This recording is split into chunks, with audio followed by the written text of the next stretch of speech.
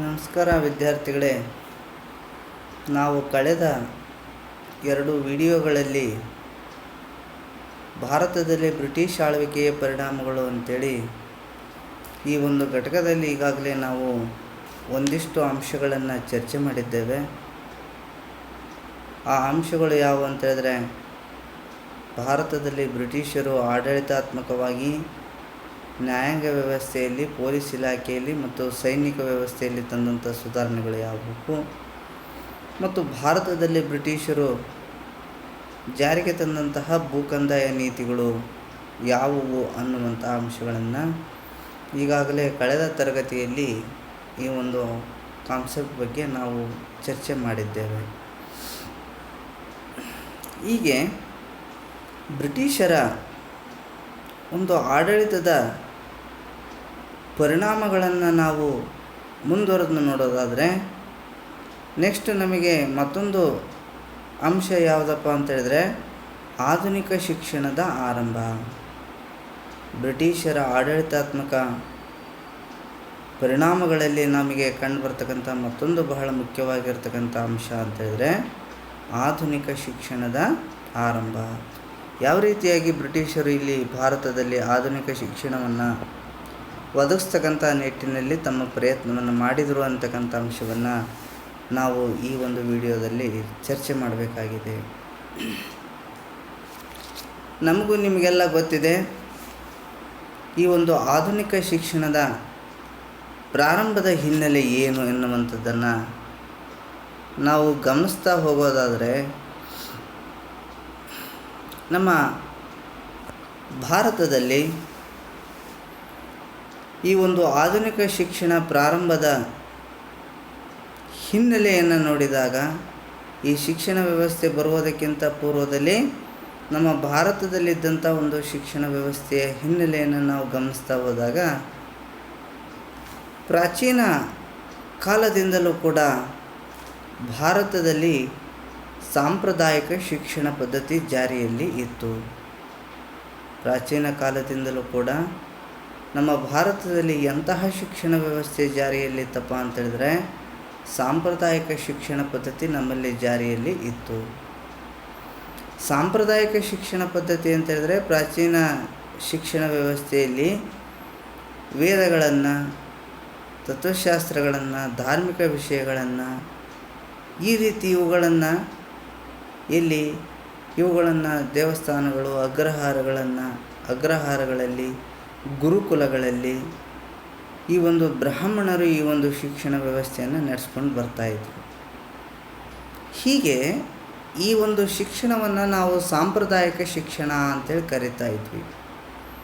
ಹೀಗೆ ನಮ್ಮ ಭಾರತದಲ್ಲಿ ಸಾಂಪ್ರದಾಯಿಕ ಶಿಕ್ಷಣ ಪದ್ಧತಿ, ಈ ರೀತಿಯಾಗಿ ಒಂದು ಗುರುಕುಲ ಶಿಕ್ಷಣ ಪದ್ಧತಿ ಪ್ರಾಚೀನ ಕಾಲದಿಂದಲೂ ಕೂಡ ನಮ್ಮ ಭಾರತದಲ್ಲಿ ಜಾರಿಯಲ್ಲಿ ಇತ್ತು. ಹೀಗೆ ಪ್ರಾಚೀನ ಕಾಲದಲ್ಲಿ ಈ ಒಂದು ಶಿಕ್ಷಣದ ಏನು ಜಾರಿಯಲ್ಲಿತ್ತೋ, ನಂತರ ಮುಂದಿನ ದಿನಗಳಲ್ಲಿ ನಮ್ಮ ಭಾರತದಲ್ಲಿ ಮುಸಲ್ಮಾನರ ಒಂದು ಆಳ್ವಿಕೆ ಪ್ರಾರಂಭ ಆಗ್ತದೆ. ಅಂದರೆ ಮಧ್ಯಕಾಲೀನ ಯುಗದಲ್ಲಿ ಭಾರತದ ಮೇಲೆ ಮುಸಲ್ಮಾನರ ದಾಳಿ ಆಗ್ತದೆ. ಗಜನಿ ಮೊಹಮ್ಮದ್, ಗೋರಿ ಮೊಹಮ್ಮದ್ ಅಂತಕ್ಕಂಥವರು ಈ ಭಾರತದ ಮೇಲೆ ದಾಳಿಯನ್ನು ಮಾಡಿ ಈ ಭಾರತದ ಅನೇಕ ಪ್ರಾಂತ್ಯಗಳನ್ನು ತಮ್ಮ ವಶಕ್ಕೆ ತೆಗೆದುಕೊಂಡು ಇಲ್ಲಿ ಅವರು ತಮ್ಮ ಸಾಮ್ರಾಜ್ಯವನ್ನು ಸ್ಥಾಪನೆ ಮಾಡಲಿಕ್ಕೆ ಪ್ರಯತ್ನವನ್ನು ಮಾಡಿದರು. ವಿಶೇಷವಾಗಿ ಗೋರಿ ಮೊಹಮ್ಮದ್ ಈ ನಿಟ್ಟಿನಲ್ಲಿ ಪ್ರಯತ್ನವನ್ನು ಮಾಡಿ ಇಲ್ಲಿ ಅವನು ಭಾರತದಲ್ಲಿ ಇಸ್ಲಾಂ ಸಾಮ್ರಾಜ್ಯವನ್ನು ಕಟ್ಟಬೇಕು ಅಂತಕ್ಕಂಥ ಒಂದು ಕನಸನ್ನು ಹೊಂದಿದಂಥ ವ್ಯಕ್ತಿಯಾಗಿದ್ದ.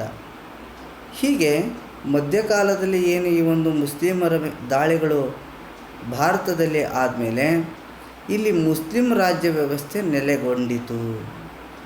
ಅಂದರೆ ಇಲ್ಲಿ ಮುಸ್ಲಿಮರು ತಮ್ಮ ಸಾಮ್ರಾಜ್ಯವನ್ನು ಸ್ಥಾಪನೆ ಮಾಡಿ ಇಲ್ಲಿ ಅವರು ತಮ್ಮ ಅಸ್ತಿತ್ವವನ್ನು ಕಂಡುಕೊಳ್ಳಲಿಕ್ಕೆ ಪ್ರಯತ್ನವನ್ನು ಮಾಡಿದರು. ಆ ಹಿನ್ನೆಲೆಯಲ್ಲಿ ಗೋರಿ ಮೊಹಮ್ಮದನ ನೆಚ್ಚಿನ ಗುಲಾಮನಾಗಿರತಕ್ಕಂಥ ಕುತುಬುದ್ದೀನ್ ಐಬಕ್ಕು ಇಲ್ಲಿ ದೆಹಲಿ ಸುಲ್ತಾನ್ ಮನೆತನವನ್ನು ಸ್ಥಾಪನೆ ಮಾಡ್ತಾನೆ.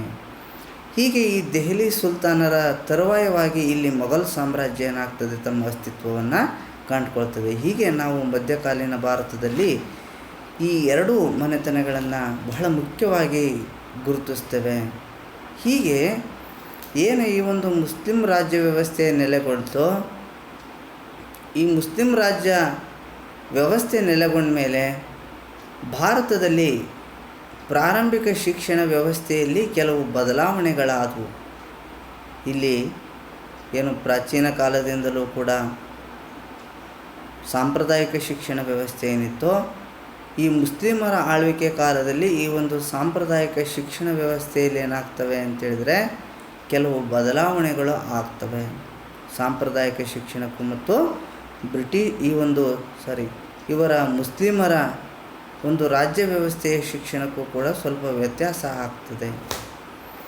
ಈ ಹಿನ್ನೆಲೆಯಲ್ಲಿ ಮುಸ್ಲಿಮರ ಆಳ್ವಿಕೆ ಕಾಲದಲ್ಲಿ ನಮ್ಮ ಭಾರತದ ಶಿಕ್ಷಣ ವ್ಯವಸ್ಥೆಯಲ್ಲಿ ಸ್ವಲ್ಪ ಬದಲಾವಣೆ ಆಗ್ತದೆ. ಮುಂದೆ ಈ ಕ್ರಮದಲ್ಲಿ ಬದಲಾವಣೆ ಉಂಟಾದದ್ದು ಯಾವಾಗ ಅಂತೇಳಿದರೆ 18ನೇ ಶತಮಾನದ ಹೊಸ ಬ್ರಿಟಿಷ್ ಆಡಳಿತದ ಒಂದು ಕಾಲಘಟ್ಟದಲ್ಲಿ. 18ನೇ ಶತಮಾನದಲ್ಲಿ ಏನು ಬ್ರಿಟಿಷರು ಈ ಭಾರತದಲ್ಲಿ ತಮ್ಮ ಆಡಳಿತವನ್ನು ಏನು ಪ್ರಾರಂಭ ಮಾಡಿದರೋ, ಹೀಗೆ ಈ ಒಂದು ಬ್ರಿಟಿಷರ ಆಡಳಿತದ ಕಾಲಘಟ್ಟದಲ್ಲಿ ಶಿಕ್ಷಣ ವ್ಯವಸ್ಥೆಯಲ್ಲಿ ಮತ್ತಷ್ಟು ಬದಲಾವಣೆಯನ್ನು ಅವರು ಇಲ್ಲಿ ತಂದದ್ದನ್ನು ನಾವು ಕಾಣ್ತಾ ಇದ್ದೇವೆ. ಹೀಗೆ ಈ 18ನೇ ಶತಮಾನದಲ್ಲಿ ಬ್ರಿಟಿಷರು ಐರೋಪ್ಯ ಮತ್ತು ಆಂಗ್ಲೋ ಇಂಡಿಯನ್ ಸಮುದಾಯದ ಮಕ್ಕಳಿಗೆ ಶಿಕ್ಷಣವನ್ನು ನೀಡುವುದಕ್ಕಾಗಿ ಅವರು ಹೊಸ ಶಾಲೆಗಳನ್ನು ಪ್ರಾರಂಭ ಮಾಡ್ತಾರೆ. ಏನು ಇಲ್ಲಿ ಬ್ರಿಟಿಷರು ಆಡಳಿತವನ್ನು ಪ್ರಾರಂಭ ಮಾಡಿದರೋ, ಆ ಆಡಳಿತವನ್ನು ಪ್ರಾರಂಭ ಮಾಡಿದ ನಂತರ ಇಲ್ಲಿ ಏನು ಐರೋಪ್ಯ ಮತ್ತು ಆಂಗ್ಲೋ ಇಂಡಿಯನ್ ಸಮುದಾಯದ ಮಕ್ಕಳೇನಿದ್ವು, ಐರೋಪ್ಯ ಅಂತೇಳಿದರೆ ಆ ಇಂಗ್ಲೆಂಡ್ ದೇಶದ ಮಕ್ಕಳು, ಆಂಗ್ಲೋ ಇಂಡಿಯನ್ ಅಂತೇಳಿದರೆ ಆಂಗ್ಲೋ ಇಂಡಿಯನ್ನರು ಅಂತೇಳಿದರೆ ಏನು ಅಂದರೆ ಇಂಗ್ಲೆಂಡಿನ ಗಂಡಾಗಿರ್ಬೋದು ಅಥವಾ ಹೆಣ್ಣಾಗಿರ್ಬೋದು, ನಮ್ಮ ಭಾರತದ ಗಂಡು ಅಥವಾ ಹೆಣ್ಣು ಇವುಗಳನ್ನು ಮದುವೆ ಮಾಡಿಕೊಂಡು ಆ ಒಂದು ಇಂಗ್ಲೆಂಡಿನ ಪುರುಷ, ಭಾರತೀಯ ಮಹಿಳೆ ಇವರಿಬ್ಬರ ವಿವಾಹದಿಂದ ಏನೋ ಮಕ್ಕಳು ಜನನ ಆಗ್ತಾಯಿದ್ವೋ ಅವುಗಳನ್ನು ನಾವು ಆಂಗ್ಲೋ ಇಂಡಿಯನ್ ಅಂತೇಳಿ ಕರೀತಾ ಇದ್ವಿ. ಹೀಗೆ ಈ ರೀತಿಯ ಆಂಗ್ಲೋ ಇಂಡಿಯನ್ ಸಮುದಾಯದ ಮಕ್ಕಳೇನಿದ್ರೋ ಈ ಮಕ್ಕಳಿಗೆ ಹೊಸ ಶಿಕ್ಷಣವನ್ನು ನೀಡುವುದಕ್ಕಾಗಿ ಇವರು ಹೊಸ ಶಾಲೆಗಳನ್ನು ಪ್ರಾರಂಭ ಮಾಡ್ತಾರೆ. ಹೀಗೆ ಈ ಒಂದು ಹೊಸ ಶಾಲೆಗಳು ಪ್ರಾರಂಭ ಆಗ್ತವೆ. ಆದರೆ ಈ ಒಂದು ಶಿಕ್ಷಣ ಕ್ರಮ ವಿಸ್ತರಣೆ ಆಗಿದ್ದರಿಂದಾಗಿ ಸ್ಥಳೀಯ ಮಕ್ಕಳಿಗೆ ಯಾವುದೇ ಒಂದು ಪ್ರಯೋಜನ ಇಲ್ಲಿ ಆಗಲಿಲ್ಲ. ಈ ಶಾಲೆಗಳು ಪ್ರಾರಂಭ ಆದರೂ ಕೂಡ ಇವು ಕೇವಲ ಆಂಗ್ಲೋ ಇಂಡಿಯನ್ ಸಮುದಾಯದ ಮಕ್ಕಳಿಗೆ ಅನುಕೂಲ ಆದವೇ ವಿನಃ ನಮ್ಮ ಭಾರತದ ಸ್ಥಳೀಯ ಜನತೆಯ ಮಕ್ಕಳಿಗೆ ಯಾವುದೇ ರೀತಿಯಾಗಿರ್ತಕ್ಕಂಥ ಒಂದು ಪ್ರಯೋಜನ ಈ ಶಿಕ್ಷಣ ವ್ಯವಸ್ಥೆಯಿಂದ ಆಗಲಿಲ್ಲ. ಹೀಗೆ ಈ ಒಂದು ಆಧುನಿಕ ಶಿಕ್ಷಣ ಪ್ರಸಾರಕ್ಕೆ ಉತ್ತೇಜನವನ್ನು ಕೊಟ್ಟಂತಹ ಮೊಟ್ಟ ಮೊದಲ ಬ್ರಿಟಿಷ್ ಅಧಿಕಾರಿ ಅಂದರೆ ಯಾರು? ವಾರ್ನ್ ಹೇಸ್ಟಿಂಗ್ಸ್ರವರು. ನಮ್ಮ ಭಾರತದಲ್ಲಿ ಆಧುನಿಕ ಶಿಕ್ಷಣವನ್ನು ಪ್ರಸಾರ ಮಾಡಬೇಕು ಅಂಥೇಳಿ ಈ ಒಂದು ಶಿಕ್ಷಣದ ಪ್ರಸಾರಕ್ಕೆ ಮೊಟ್ಟ ಮೊದಲು ಒತ್ತನ್ನು ಕೊಟ್ಟಂತಹ ಬ್ರಿಟಿಷ್ ಅಧಿಕಾರಿ ಅಂತೇಳಿದರೆ ಗವರ್ನರ್ ಜನರಲ್ ಆಗಿರ್ತಕ್ಕಂಥ ವಾರ್ನ್ ಹೇಸ್ಟಿಂಗ್ಸ್ರವರು. ಹೀಗೆ ಈ ಒಂದು ವಾರ್ನ್ ಹೇಸ್ಟಿಂಗ್ಸ್ರವರು ಈ ನಿಟ್ಟಿನಲ್ಲಿ ಪ್ರಯತ್ನವನ್ನು ಮಾಡ್ತಾರೆ. 1781ರಲ್ಲಿ ವಾರ್ನ್ ಹೇಸ್ಟಿಂಗ್ಸ್ರವರು ಏನು ಮಾಡಿದರು ಅಂತೇಳಿದರೆ ಕಲ್ಕತ್ತಾ ಮದರಸಾವನ್ನು ಪ್ರಾರಂಭ ಮಾಡಿದರು. ಇವರು 1781ರಲ್ಲಿ ಕಲ್ಕತ್ತಾ ಮದರಸಾ ಎಂಬ ಒಂದು ಮದರಸಾವನ್ನು ಪ್ರಾರಂಭ ಮಾಡ್ತಾರೆ. ಕಲ್ಕತ್ತಾ ಮದರಸಾವನ್ನು 1781ರಲ್ಲಿ ಯಾರು ಸ್ಥಾಪನೆ ಮಾಡಿದರೋ? ವಾರ್ನ್ ಹೇಸ್ಟಿಂಗ್ಸ್ರವರು. ನೆನ್ಪಿಟ್ಕೊಳ್ಳಿ, ಭಾರತದಲ್ಲಿ ಇಂಗ್ಲೀಷ್ ಶಿಕ್ಷಣಕ್ಕೆ ಮೊಟ್ಟ ಮೊದಲು ಉತ್ತೇಜನವನ್ನು ನೀಡಿದಂತಹ ವ್ಯಕ್ತಿ ಯಾರಪ್ಪ ಅಂತೇಳಿದರೆ ವಾರ್ನ್ ಹೇಸ್ಟಿಂಗ್ಸ್ರವರು. ನಂತರ ಜೊನಾಥನ್ ಡಂಕನ್ ಎಂತಕ್ಕಂತಹ ಮತ್ತೊಬ್ಬ ಬ್ರಿಟಿಷ್ ವ್ಯಕ್ತಿ 1792ರಲ್ಲಿ ಬನಾರಸ್ಸಿನಲ್ಲಿ ಸಂಸ್ಕೃತ ಕಾಲೇಜನ್ನು ಪ್ರಾರಂಭ ಮಾಡ್ತಾರೆ. ಯಾರು? Jonathan Duncan. ಜೊನಾಥನ್ ಡಂಕನ್ ಎಂಬ ಮತ್ತೊಬ್ಬ ಬ್ರಿಟಿಷ್ ವ್ಯಕ್ತಿ 1792ರಲ್ಲಿ ಬನಾರಸ್ಸಿನಲ್ಲಿ ಸಂಸ್ಕೃತ ಕಾಲೇಜನ್ನು ಪ್ರಾರಂಭ ಮಾಡಿದರು. ಆದರೆ ಬ್ರಿಟಿಷ್ ಶಿಕ್ಷಣದ ವ್ಯಾಪಕ ವಿಸ್ತರಣೆಗೆ ಮೊದಲು ಒತ್ತಾಯಿಸಿದವನು ಯಾರು ಅಂತ ಹೇಳಿದರೆ ಚಾರ್ಲ್ಸ್ ಗ್ರಾಂಟ್ ಅಂತಕ್ಕಂಥ ವ್ಯಕ್ತಿ. ಇವರೆಲ್ಲ ಶಿಕ್ಷಣಕ್ಕಾಗಿ ಪ್ರಯತ್ನವನ್ನು ಮಾಡಿದರು. ಆದರೆ ಈ ಒಂದು ಶಿಕ್ಷಣ ನಿಧಾನಗತಿಯಲ್ಲಿ ನಮ್ಮ ಭಾರತದಲ್ಲಿ ಬೆಳವಣಿಗೆ ಆಗ್ತಾಯಿತ್ತು. ಹಾಗಾಗಿ ನಿಧಾನಗತಿಯಲ್ಲಿ ಬೆಳವಣಿಗೆ ಆಗ್ತಾ ಇದ್ದಂಥ ಈ ಒಂದು ಶಿಕ್ಷಣವನ್ನು ವ್ಯಾಪಕವಾಗಿ ವಿಸ್ತರಣೆ ಮಾಡಬೇಕು ಭಾರತದಲ್ಲಿ ಅಂಥೇಳಿ ಇದರ ಬಗ್ಗೆ ಒತ್ತಾಯ ಮಾಡಿದಂಥ ವ್ಯಕ್ತಿ ಯಾರಪ್ಪ ಅಂತೇಳಿದರೆ ಚಾರ್ಲ್ಸ್ ಗ್ರಾಂಟ್ ಅಂತಕ್ಕಂಥ ವ್ಯಕ್ತಿ. ನೆನ್ಪಿಟ್ಕೊಳ್ಳಿ, ಭಾರತದಲ್ಲಿ ಶಿಕ್ಷಣ ವಿಸ್ತರಣೆಗೆ ಹೆಚ್ಚು ಒತ್ತಾಯಪಡಿಸಿದವರು ಯಾರು ಅಂತೇಳಿ ಕೇಳ್ತಾರೆ. ಯಾರು? ಚಾರ್ಲ್ಸ್ ಗ್ರಾಂಟ್ ಅಂತೇಳಿ. ನಂತರ ನಿಮಗೆ ಬನಾರಸ್ಸಿನಲ್ಲಿ ಸಂಸ್ಕೃತ ಕಾಲೇಜನ್ನು ಪ್ರಾರಂಭಿಸಿದವರು ಯಾರು ಅಂತ ಪ್ರಶ್ನೆ ಕೇಳ್ತಾನೆ. ಯಾರು?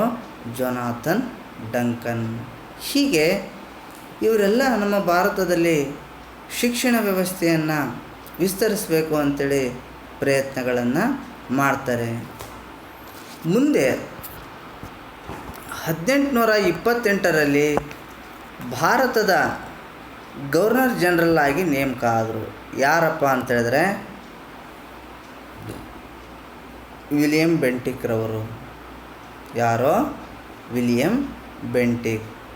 ವಿಲಿಯಂ ಬೆಂಟಿಕ್ರವರು 1828ರಲ್ಲಿ ಭಾರತದ ಗವರ್ನರ್ ಜನರಲ್ ಆಗಿ ನೇಮಕಗೊಂಡ ನಂತರ ಬ್ರಿಟಿಷ್ ಶಿಕ್ಷಣದ ವಿಸ್ತರಣೆಗೆ ಮತ್ತಷ್ಟು ವಿಶೇಷವಾದಂತಹ ಒಂದು ಪ್ರೋತ್ಸಾಹ ದೊರೆಯುತ್ತದೆ. ಇವರು ಇಂಗ್ಲೀಷ್ ಶಿಕ್ಷಣವನ್ನು ದೊಡ್ಡ ಪ್ರಮಾಣದಲ್ಲಿ ಭಾರತದಲ್ಲಿ ಬೆಳೆಸಬೇಕು ಅಂತಕ್ಕಂತಹ ಒಂದು ಉತ್ಸಾಹವನ್ನು ಹೊಂದಿರತಕ್ಕಂಥ ವ್ಯಕ್ತಿಯಾಗಿದ್ದರು.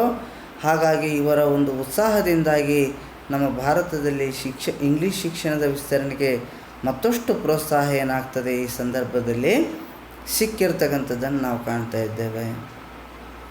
ಹೀಗೆ ಈ ಒಂದು ಗವರ್ನರ್ ಜನರಲನ ಕಾರ್ಯಾಂಗ ಸಭೆ ಏನಿತ್ತೋ ಆ ಕಾರ್ಯಾಂಗ ಸಭೆಗೆ ಮೆಕಾಲೆಯನ್ನು ಕಾನೂನು ಸದಸ್ಯನನ್ನಾಗಿ ಬೆಂಟಿಕ್ಕನ್ನು ನೇಮಕ ಮಾಡಿದ.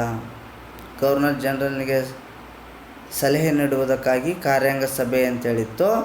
ಈ ಕಾರ್ಯಾಂಗ ಸಭೆಗೆ ಮೆಕಾಲೆ ಎನ್ನುವಂಥ ವ್ಯಕ್ತಿಯನ್ನು ಕಾನೂನು ಸದಸ್ಯನನ್ನಾಗಿ ನೇಮಕ ಮಾಡ್ಕೊಳ್ತಾನೆ. ಯಾರು ಮಾಡಿಕೊಂಡ್ರೋ? ಲಾರ್ಡ್ ವಿಲಿಯಂ ಬೆಂಟಿಕ್ರವರು ಮಾಡ್ಕೊಳ್ತಾರೆ. ಹೀಗೆ ಈ ಒಂದು ಬೆಂಟಿಕ್ಕು 1835ರಲ್ಲಿ ಇಂಗ್ಲೀಷ್ ಶಿಕ್ಷಣಕ್ಕೆ ಸಂಬಂಧಿಸಿದಂತೆ ಮೆಕಾಲೆ ಒಂದು ವರದಿಯನ್ನು ಕೊಡ್ತಾನೆ. ಯಾರೋ?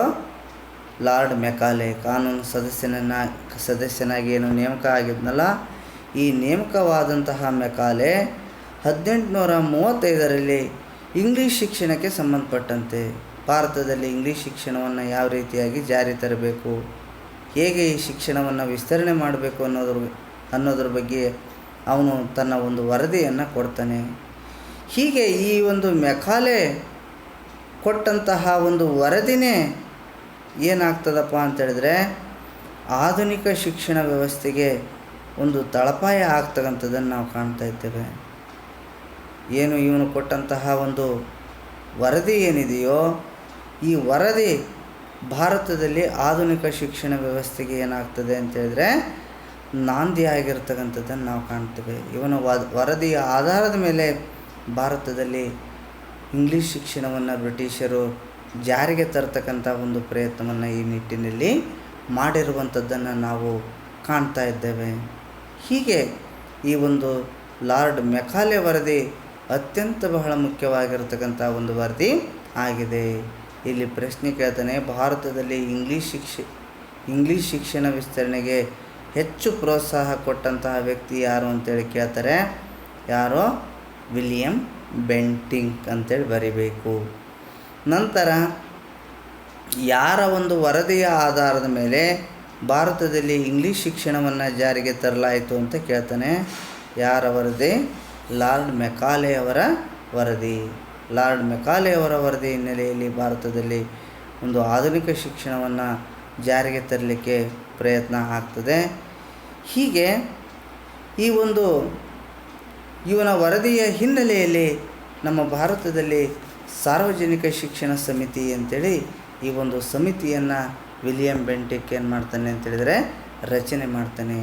ಸಾರ್ವಜನಿಕ ಶಿಕ್ಷಣ ಸಮಿತಿ ಅಂತೇಳಿ ಈ ಒಂದು ಸಮಿತಿಯನ್ನು ನೇಮಕ ಮಾಡಿ ಆ ಸಮಿತಿಯ ಮೂಲಕವಾಗಿ ಶಿಕ್ಷಣ ವ್ಯವಸ್ಥೆಯನ್ನು ಅಭಿವೃದ್ಧಿಪಡಿಸಲಿಕ್ಕೆ ಪ್ರಯತ್ನವನ್ನು ಮಾಡ್ತಾನೆ. ಇವಾಗ ಯಾವ ರೀತಿಯಾಗಿ ಸಾರ್ವಜನಿಕ ಶಿಕ್ಷಣ ಇಲಾಖೆ ಅಂತೇಳಿದೆಯಲ್ಲ, ಈ ಸಾರ್ವಜನಿಕ ಶಿಕ್ಷಣ ಇಲಾಖೆ ಯಾವ ರೀತಿಯಾಗಿ ಶಿಕ್ಷಣವನ್ನು ನಡೆಸ್ಕೊಂಡು ಹೋಗ್ತದಲ್ಲ, ಆವಾಗ ಆ ರೀತಿ ಈ ಒಂದು ಶಿಕ್ಷಣ ಪ್ರಕ್ರಿಯೆಯನ್ನು ಸರಿಯಾಗಿ ನಡೆಸ್ಕೊಂಡು ಹೋಗುವುದಕ್ಕಾಗಿ ಸಾರ್ವಜನಿಕ ಶಿಕ್ಷಣ ಸಮಿತಿ ಅಂತೇಳಿ ಒಂದು ಸಮಿತಿಯನ್ನು ಇಲ್ಲಿ ರಚನೆ ಮಾಡಿರ್ತಕ್ಕಂಥದ್ದನ್ನು ನಾವು ಕಾಣ್ತೇವೆ. ನೋಡಿ, ಅವನ ಈ ಒಂದು ಲಾರ್ಡ್ ವಿಲಿಯಂ ಬೆಂಟಿಕ್ಕನ ಒಂದು ಯೋಜನೆಯ ಪ್ರಮುಖ ಅಂಶ ಏನಾಗಿತ್ತು ಅಂತೇಳಿದರೆ, ಈ ಒಂದು ಮೆಕಾಲೆ ವರದಿಯ ಪ್ರಮುಖ ಉದ್ದೇಶ ಏನಾಗಿತ್ತು ಅಂತೇಳಿದರೆ, ಅವನು ಹೇಳ್ತಾ ಇದ್ದಾನೆ ನೋಡಿ, ಇಲ್ಲಿ ಮೆಕಾಲೆ ಏನು ತಾನು ವರದಿ ಕೊಟ್ಟಿದ್ನಲ್ಲ, ಆ ವರದಿಯಲ್ಲಿ ಅವನು ಉಲ್ಲೇಖ ಮಾಡಿದ್ದಾನೆ ಏನು, ರಕ್ತ ಮಾಂಸಗಳಲ್ಲಿ ಭಾರತೀಯರಾಗಿಯೂ.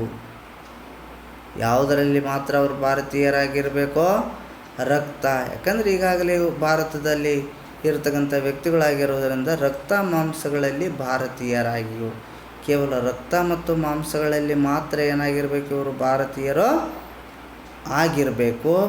ಭಾರತೀಯರಾಗಿಯೂ ಅಭಿರುಚಿ, ಅಭಿಪ್ರಾಯ, ನೀತಿ ಮತ್ತು ಬುದ್ಧಿವಂತಿಕೆಯಲ್ಲಿ ಇಂಗ್ಲೀಷರಾಗುವ ಹೊಸ ವಿದ್ಯಾವಂತ ವರ್ಗ ಸೃಷ್ಟಿ ಮಾಡುವುದೇ ಈ ಒಂದು ಆಧುನಿಕ ಶಿಕ್ಷಣದ ಗುರಿ ಅಂತಕ್ಕಂಥ ಮಾತನ್ನು ಹೇಳ್ತಾ ಇದ್ದಾನೆ. ನೋಡಿ, ರಕ್ತ ಮಾಂಸಗಳಲ್ಲಿ ಭಾರತೀಯರಾಗಿ, ಕೇವಲ ರಕ್ತ ಮತ್ತು ಮಾಂಸಗಳಲ್ಲಿ ಮಾತ್ರ ಭಾರತೀಯರಾಗಿರಬೇಕು. ಅವರ ಅಭಿರುಚಿಗಳನ್ನು ಬದಲಾವಣೆ ಮಾಡಬೇಕು ನಾವು ಆಧುನಿಕ ಶಿಕ್ಷಣದಿಂದ. ಅವರ ಅಭಿಪ್ರಾಯಗಳನ್ನು ಬದಲಾವಣೆ ಮಾಡಬೇಕು. ಮತ್ತು ಹೇಳ್ತಾ ಇದ್ದಾನೆ, ಅವರ ನೀತಿಯಲ್ಲಿ ಮತ್ತು ಅವರ ಬುದ್ಧಿವಂತಿಕೆಯಲ್ಲಿ ನಾವು ಇವೆಲ್ಲ ವಿಷಯಗಳಲ್ಲಿ ಅವರನ್ನು ಏನು ಮಾಡಬೇಕು, ಇಂಗ್ಲೀಷರನ್ನಾಗಿ ಮಾಡಬೇಕು. ಅವರ ಅಭಿರುಚಿ, ಅಭಿಪ್ರಾಯ, ನೀತಿ ಮತ್ತು ಬುದ್ಧಿವಂತಿಕೆಯಲ್ಲಿ ಅವರು ಇಂಗ್ಲೀಷರಾಗಬೇಕು. ಕೇವಲ ರಕ್ತ ಮತ್ತು ಮಾಂಸಗಳಲ್ಲಿ ಮಾತ್ರ ಅವರು ಭಾರತೀಯರಾಗಿರಬೇಕೇ ಹೊರತು ಅಭಿರುಚಿ, ಅಭಿಪ್ರಾಯ, ನೀತಿ ಮತ್ತು ಬುದ್ಧಿವಂತಿಕೆಯಲ್ಲಿ ಇಂಗ್ಲೀಷರಾಗಬೇಕು. ಇವೆಲ್ಲ ವಿಚಾರಧಾರೆಗಳಲ್ಲಿ ಅವರು ಇಂಗ್ಲೀಷನ್ನೇ ಅಳವಡಿಕೆ ಮಾಡಿಕೊಳ್ಬೇಕು. ಅಂದರೆ ಇಂಗ್ಲೀಷರ ಮನೋಧೋರಣೆಯನ್ನು ಏನು ಮಾಡಬೇಕು, ಅವರು ಹೊಂದಬೇಕು ಅಂತಕ್ಕಂಥದ್ದನ್ನು ಹೊಂದುವಂತಹ ಹೊಸ ವಿದ್ಯಾವಂತ ವರ್ಗ ಸೃಷ್ಟಿ ಮಾಡುವುದೇ ಈ ಒಂದು ಇಂಗ್ಲೀಷ್ ಶಿಕ್ಷಣದ ಪರಮ ಉದ್ದೇಶ, ಗುರಿ ಅಂತಕ್ಕಂಥ ಮಾತನ್ನು ಇವರು ಹೇಳ್ತಾ ಇದ್ದಾರೆ. ಹೀಗೆ ನೀತಿ ಮತ್ತು ಬುದ್ಧಿವಂತಿಕೆಯಲ್ಲಿ ಇಂಗ್ಲೀಷರಾಗುವ ಹೊಸ ವಿದ್ಯಾವಂತ ವರ್ಗವನ್ನು ಸೃಷ್ಟಿ ಮಾಡುವುದೇ ಈ ಒಂದು ಇಂಗ್ಲೀಷ್ ಶಿಕ್ಷಣದ ಗುರಿ ಅಂತಕ್ಕಂಥ ಮಾತನ್ನು ಹೇಳ್ತಾ ಇದ್ದಾನೆ. ಹೀಗೆ ಈ ಹಿನ್ನೆಲೆಯಲ್ಲಿ ಭಾರತದ ಒಂದು ವಿದ್ಯಾಭ್ಯಾಸದ ಕ್ರಮದಲ್ಲಿ ಇಂಗ್ಲೀಷ್ ಭಾಷೆಯು ಮಾಧ್ಯಮವಾಗಿ ಬಳಕೆಯಾಗಲಿಕ್ಕೆ ಪ್ರಾರಂಭವಾಗ್ತದೆ. ಯಾವಾಗ ಅಂತೇಳಿದರೆ 1830ರ ದಶಕದ ನಂತರ. 1830ರ ದಶಕದ ನಂತರ ನಮ್ಮ ಭಾರತದಲ್ಲಿ ಇಂಗ್ಲೀಷ್ ಶಿಕ್ಷಣ ಒಂದು ಶಿಕ್ಷಣದ ಒಂದು ಮಾಧ್ಯಮದ ಭಾಷೆಯಾಗಿ ಏನಾಗ್ತದೆ, ಇಲ್ಲಿ ಅದು ಬೆಳವಣಿಗೆ ಆಗ್ತಕ್ಕಂಥದ್ದನ್ನು ನಾವು ಕಾಣ್ತಾ ಇದ್ದೇವೆ.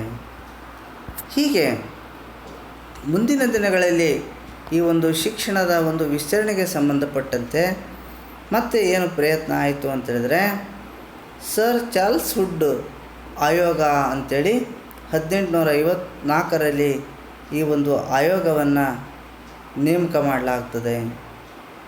ಯಾವ ಆಯೋಗವನ್ನು ನೇಮಕ ಮಾಡಿದರೋ, 1854ರಲ್ಲಿ ಚಾರ್ಲ್ಸ್ ವುಡ್ ಆಯೋಗ ಅಂಥೇಳಿ ಈ ಒಂದು ಆಯೋಗವನ್ನು ನೇಮಕ ಮಾಡಲಾಗ್ತದೆ. ಆ ಸಂದರ್ಭದಲ್ಲಿ ಯಾರು ಗವರ್ನರ್ ಜನರಲ್ ಆಗಿದ್ದರು ಅಂದರೆ ಲಾರ್ಡ್ ಡಾಲ್ಹೌಸಿ ಅವರು. ಹೀಗೆ 1854ರಲ್ಲಿ ಏನು ಚಾರ್ಲ್ಸ್ ವುಡ್ ಆಯೋಗ ಶಿಫಾರಸನ್ನು ಮಾಡ್ತದೆ, ಈ ಒಂದು ಆಯೋಗದ ಶಿಫಾರಸುಗಳ ಆಧಾರದ ಮೇಲೆ ಅಂದಿನ ಗವರ್ನರ್ ಜನರಲ್ ಆಗಿರ್ತಕ್ಕಂತಹ ಲಾರ್ಡ್ ಡಾಲ್ಹೌಸಿ ಏನು ಮಾಡಿದ ಅಂತೇಳಿದರೆ, ಅವನು ಕಲ್ಕತ್ತಾ, ಬಾಂಬೆ ಮತ್ತು ಮದ್ರಾಸ್ಗಳಲ್ಲಿ ನೂತನ ವಿಶ್ವವಿದ್ಯಾನಿಲಯಗಳನ್ನು ಸ್ಥಾಪನೆ ಮಾಡ್ತಾನೆ. ಯಾವಾಗ ಅಂತೇಳಿದರೆ 1857ರಲ್ಲಿ. ಹೀಗೆ 1857ರಲ್ಲಿ ಲಾರ್ಡ್ ಡಾಲ್ಹೌಸಿಯು ಈ ಒಂದು ಚಾರ್ಲ್ಸ್ ಹುಡ್ ಆಯೋಗದ ಶಿಫಾರಸ್ಸಿಗೆ ಅನುಗುಣವಾಗಿ ಕಲ್ಕತ್ತಾ, ಬಾಂಬೆ ಮತ್ತು ಮದ್ರಾಸುಗಳಲ್ಲಿ ನೂತನವಾಗಿರತಕ್ಕಂಥ ಒಂದು ವಿಶ್ವವಿದ್ಯಾನಿಲಯಗಳನ್ನು ಸ್ಥಾಪನೆ ಮಾಡಿರ್ತಕ್ಕಂಥದ್ದನ್ನು ನಾವು ಕಾಣ್ತಾ ಇದ್ದೇವೆ. ಹೀಗೆ ಈ ಒಂದು ಪ್ರಕ್ರಿಯೆಯ ನಂತರ ಮುಂದಿನ ದಿನಗಳಲ್ಲಿ ಶಿಕ್ಷಣ ಏನಾಗ್ತದಪ್ಪ ಅಂತ ಹೇಳಿದ್ರೆ ಸಾರ್ವತ್ರೀಕರಣಗೊಳ್ಳತೊಡಗಿತು. ಅಂದರೆ ಶಿಕ್ಷಣ ಎಲ್ಲ ವರ್ಗದವರಿಗೂ ಕೂಡ ಸಿಗಲಿಕ್ಕೆ ಏನಾಗ್ತದೆ, ಪ್ರಾರಂಭ ಆಗ್ತಕ್ಕಂಥದ್ದನ್ನು ನಾವು ಕಾಣ್ತೇವೆ. ಹೀಗೆ ಈ ರೀತಿಯಾಗಿ ನಮ್ಮ ಭಾರತದಲ್ಲಿ ಆಧುನಿಕ ಶಿಕ್ಷಣವನ್ನು ಬೆಳೆಸ್ತಕ್ಕಂಥ ನಿಟ್ಟಿನಲ್ಲಿ ಇಂಗ್ಲೀಷರು ಏನು ಮಾಡಿದ್ದಾರೆ, ಪ್ರಯತ್ನವನ್ನು ಮಾಡಿರ್ತಕ್ಕಂಥದ್ದನ್ನು ನಾವು ಕಾಣ್ತಾ ಇದ್ದೇವೆ. ನಿಮಗೆ ಚಾರ್ಲ್ಸ್ ಹುಡ್ ಆಯೋಗದ ವರದಿ ಬಂದದ್ದು ಯಾವಾಗ ಅಂತೇಳಿ ಇಸ್ವಿ ಕೇಳ್ತಾನೆ, ನೆನ್ಪಿಟ್ಕೊಳ್ಳಿ, 1854ರಲ್ಲಿ. ಹೀಗೆ ನಮ್ಮ ಭಾರತದಲ್ಲಿ ಈ ಒಂದು ಶಿಕ್ಷಣ ವ್ಯವಸ್ಥೆ ಬೆಳೀತು. ಈ ಒಂದು ಶಿಕ್ಷಣದಿಂದ ಏನು ಪರಿಣಾಮಗಳು ಆದವು, ಆಧುನಿಕ ಶಿಕ್ಷಣದ ಒಂದು ಪರಿಣಾಮಗಳು ಏನು ಅಂಥೇಳಿ ನೋಡ್ತಾ ಹೋದಾಗ, ಒಂದನೆಯದು ಭಾರತೀಯರು ಆಧುನಿಕತೆ, ಜಾತ್ಯತೀತತೆ, ಪ್ರಜಾಪ್ರಭುತ್ವ, ವೈಜ್ಞಾನಿಕ ಆಲೋಚನಾ ಕ್ರಮದ ಜೊತೆಗೆ ರಾಷ್ಟ್ರೀಯವಾದಿ ದೃಷ್ಟಿಕೋನಗಳನ್ನು ಬೆಳೆಸಿಕೊಳ್ಳಲು ಸಾಧ್ಯವಾಯಿತು. ನೋಡಿ, ಭಾರತೀಯರು ಆಧುನಿಕತೆಯನ್ನು ಬೆಳೆಸ್ಕೊಂಡ್ರು. ಇಲ್ಲಿಯವರೆಗೇನು ಸಾಂಪ್ರದಾಯಿಕ ಮೌಢ್ಯತೆಯನ್ನು ಹೊಂದಿದ್ರೋ, ಈಗ ಅವೆಲ್ಲ ವಿಚಾರಗಳು ಹೋದು ಇವು ಆಧುನಿಕ ಶಿಕ್ಷಣ ಬಂದಿದ್ದರಿಂದಾಗಿ ಭಾರತೀಯರು ಆಧುನಿಕತೆಯನ್ನು ಅಳವಡಿಸ್ಕೊಂಡ್ರು. ಜಾತ್ಯತೀತತೆ, ಇಲ್ಲಿಯವರೆಗೇನು ನಮ್ಮ ಭಾರತದಲ್ಲಿ ಜಾತಿ ವ್ಯವಸ್ಥೆಯ ಕಟಿಬದ್ಧರಾಗಿದ್ದರು ನಮ್ಮ ಭಾರತೀಯರು, ಈಗ ಜಾತ್ಯತೀತ ಮನೋಭಾವನೆಗಳು ಬೆಳೀಲಿಕ್ಕೆ ಪ್ರಾರಂಭ ಆದವು. ನಂತರ ಪ್ರಜಾಪ್ರಭುತ್ವ ವ್ಯವಸ್ಥೆಯನ್ನು ತಿಳಿಲಿಕ್ಕೆ ಸಾಧ್ಯ ಆಯಿತು. ಯಾಕಂದರೆ ಇಲ್ಲಿಯವರೆಗೂ ಕೂಡ ರಾಜವಂಶಗಳ ಆಳ್ವಿಕೆಯನ್ನು ಮಾಡ್ತಾಯಿದ್ವು. ಪ್ರಜಾಪ್ರಭುತ್ವ ವ್ಯವಸ್ಥೆ ಅಂದರೆ ಏನು ಅನ್ನೋದು ಗೊತ್ತಿರಲಿಲ್ಲ ನಮ್ಮ ಜನರಿಗೆ. ಹಾಗಾಗಿ ಆಧುನಿಕ ಶಿಕ್ಷಣದಿಂದಾಗಿ ಪ್ರಜಾಪ್ರಭುತ್ವ ವ್ಯವಸ್ಥೆ ಬಗ್ಗೆ ತಿಳ್ಕೊಂಡ್ರು. ವೈಜ್ಞಾನಿಕ ಆಲೋಚನೆ ಕ್ರಮದ ಜೊತೆಗೆ ವೈಜ್ಞಾನಿಕವಾಗಿ ಪ್ರತಿಯೊಂದನ್ನು ಕೂಡ ಜನ ವೈಜ್ಞಾನಿಕವಾಗಿ ಆಲೋಚನೆಯನ್ನು ಮಾಡಲಿಕ್ಕೆ ಪ್ರಾರಂಭ ಮಾಡಿದರು. ಹೀಗೆ ವೈಜ್ಞಾನಿಕ ಆಲೋಚನಾ ಕ್ರಮದ ಜೊತೆಗೆ ರಾಷ್ಟ್ರೀಯವಾದಿ ದೃಷ್ಟಿಕೋನಗಳನ್ನು ಬೆಳೆಸಿಕೊಳ್ಳಲು ಸಾಧ್ಯವಾಯಿತು. ರಾಷ್ಟ್ರೀಯವಾದಿ ದೃಷ್ಟಿಕೋನ ಅಂದರೆ ನಮ್ಮ ದೇಶದ ಬಗ್ಗೆ ವಾದ ಮಾಡ್ತಕ್ಕಂತಹ ಒಂದು ರಾಷ್ಟ್ರೀಯವಾದಿ, ನಾವೆಲ್ಲರೂ ಭಾರತೀಯರು ಅಂತಕ್ಕಂತಹ ಒಂದು ಹಿನ್ನೆಲೆಯಲ್ಲಿ ಆ ಒಂದು ದೃಷ್ಟಿಕೋನವನ್ನು ಬೆಳೆಸಿಕೊಳ್ಳಲಿಕ್ಕೆ ಏನಾಗ್ತದೆ, ಸಾಧ್ಯ ಆಗ್ತದೆ. ಹೀಗೆ ಈ ಒಂದು ಆಧುನಿಕ ಶಿಕ್ಷಣ ಪ್ರಾರಂಭ ಆಗಿದ್ದರಿಂದಾಗಿ ಭಾರತೀಯರು ಆಧುನಿಕತೆ, ಜಾತ್ಯತೀತತೆ, ಪ್ರಜಾಪ್ರಭುತ್ವ, ವೈಜ್ಞಾನಿಕ ಆಲೋಚನಾ ಕ್ರಮದ ಜೊತೆಗೆ ರಾಷ್ಟ್ರೀಯವಾದಿ ದೃಷ್ಟಿಕೋನಗಳನ್ನು ಬೆಳೆಸಿಕೊಳ್ಳಲು ಸಾಧ್ಯ ಆಯಿತು. ಎರಡನೆಯದು ಸ್ಥಳೀಯ ಭಾಷೆಗಳು ಮತ್ತು ಸಾಹಿತ್ಯದ ರಚನೆಗಳಿಗೆ ಪ್ರೋತ್ಸಾಹ ದೊರೆಯಿತು. ನೋಡಿ, ಆಧುನಿಕ ಶಿಕ್ಷಣ ಬೆಳವಣಿಗೆ ಆಗಿದ್ದರಿಂದಾಗಿ ಸ್ಥಳೀಯ ಭಾಷೆಗಳು ಕೂಡ ಬೆಳವಣಿಗೆ ಆದವು.